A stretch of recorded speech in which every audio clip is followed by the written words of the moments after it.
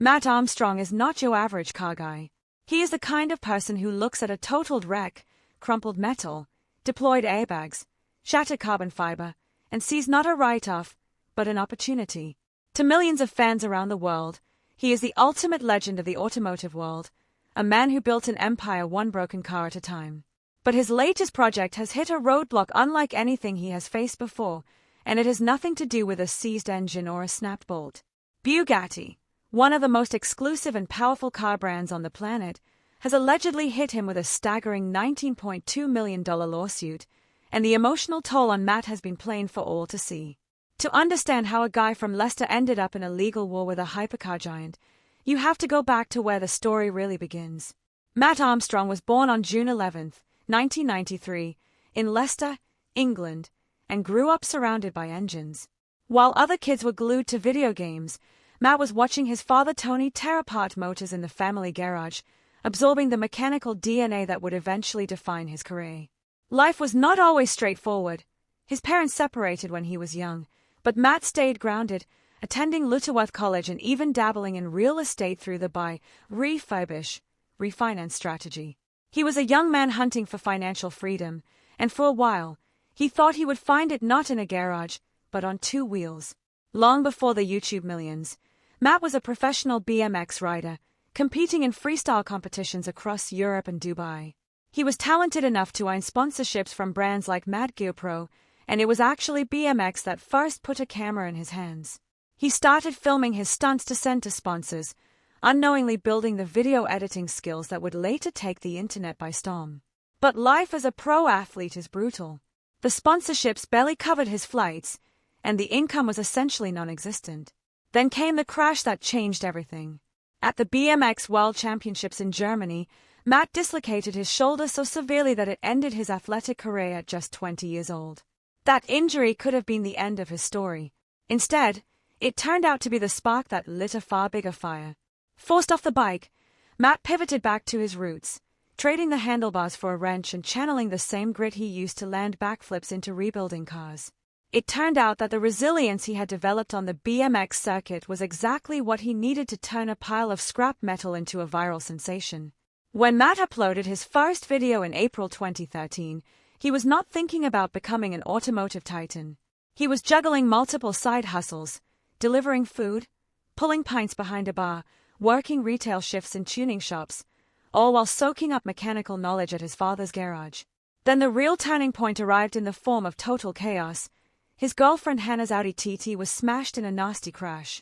Most people would have called the insurance company and moved on. Not Matt. He saw a salvage title and a massive opportunity. He bought the wreck, rolled it into the garage, and documented the entire rebuild from start to finish. That Audi TT was not just a car. It was the birth of a brand. It established the high stakes, all in format that fans would come to love, buying the cars nobody else wants and bringing them back from the dead, right there on camera.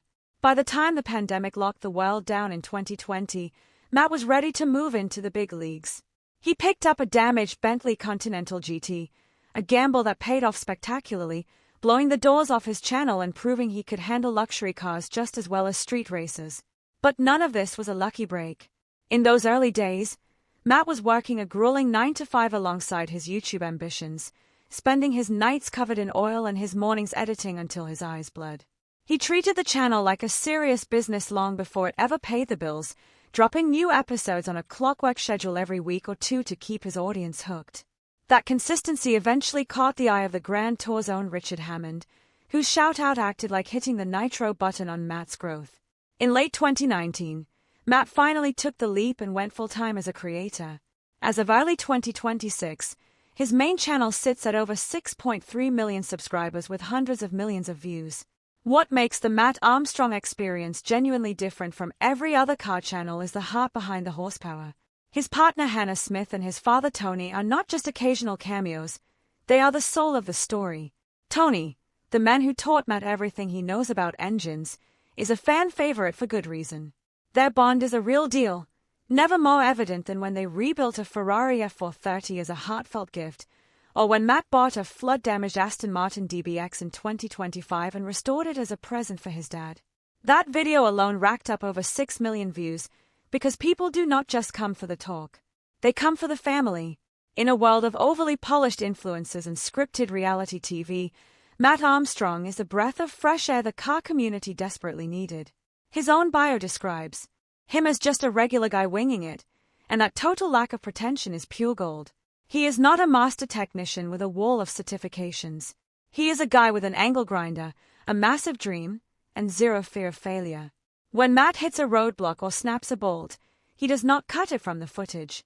He lets the audience feel every bit of the frustration right along with him, and that emotional transparency is exactly why even people who have never touched a spanner are completely hooked. Matt is also, underneath the winging it exterior, a master storyteller. Even when his videos stretch close to an hour, fans are glued to their screens for every second. He structures each project like a movie, the dramatic opening where he reveals the wrecked car, the grueling middle chapters where everything seems lost, and the epic finale of the first drive. It is that wreck-to-redemption narrative arc that keeps millions of people coming back for more. His projects have grown in scale and ambition over the years, culminating in one of the most iconic builds of 2024 when he spent £184,000 on a totaled Rolls-Royce Wraith that had previously belonged to Manchester United star Marcus Rashford. The car had originally been worth around £750,000. The entire internet thought Matt had finally bitten off more than he could chew. But his grit turned it into his most celebrated series yet, and the story grew so big that Rashford's own team reached out, sending over spare keys and custom parts to ensure the build was authentic. When that Rolls-Royce finally purred back to life, Matt did not just drive it around the block. He took it on a road trip across Europe all the way back to the Mansory factory in Germany, where the original designers watched open-mouthed at what a guy in a garage had achieved. It was in October 2025 that the car world truly stopped spinning. Rumors began circulating about a $6 million Bugatti Chiron Sport that had been completely totaled in Miami. The owner, Alex Gonzalez, was facing a $1.7 million repair estimate from insurance, a figure so astronomical that the car was officially written off and sent to a cop-art salvage auction. Most people saw a crumpled mess of carbon fiber and a warning sign to stay away. Matt Armstrong saw the ultimate challenge. He did not just want to fix it. He wanted to prove that a man with a toolkit could do what the factory said was impossible. The front end was a total disaster, crumpled metal, deployed airbags, and a shopping list of destroyed parts including the iconic horseshoe grille, the hood, the wings, and the signature headlights. But the moment Matt got the Bugatti back to the UK, the corporate hammer fell. Bugatti did not merely decline to help. They locked the VIN, meaning no dealership anywhere on the planet would sell him so much as a single bolt for the car. Then things got personal. Bugatti CEO Matt Armstrong waded into the comments sections and social media, publicly challenging Matt's claims. When Matt talked about using 3D printed components to get the hypercar back on its feet, Armstrong shut it down, arguing it could not be done safely and that the parts prices floating around online were wildly inflated. He even offered to let Matt bring the car to the Bugatti facility in Molsheim for an assessment, but Matt stood his ground. He knew that if the car went back to France, it would be stripped down and the costs would balloon until it was effectively worthless. "I've got no chance but to try and get this car back on the road my own way," he told his fans. And that is exactly what he did. With the official parts counter slammed shut, Matt and his team got creative. They sourced airbags from an Audi A3 and had custom radiators fabricated from scratch to replace the destroyed units. The coolant, fuel, intercooler, and ECU systems all had to be brought back from the dead, a massive gamble, especially since the car had been driven without coolant after the crash, which typically means certain engine death. But against all the odds, they pressed the button and that W16 roared back to life for the first time. Even the transmission, which Armstrong himself had claimed only 2 places in the world could handle, was split right there in the garage with nothing but a set of bolts removed in the right sequence.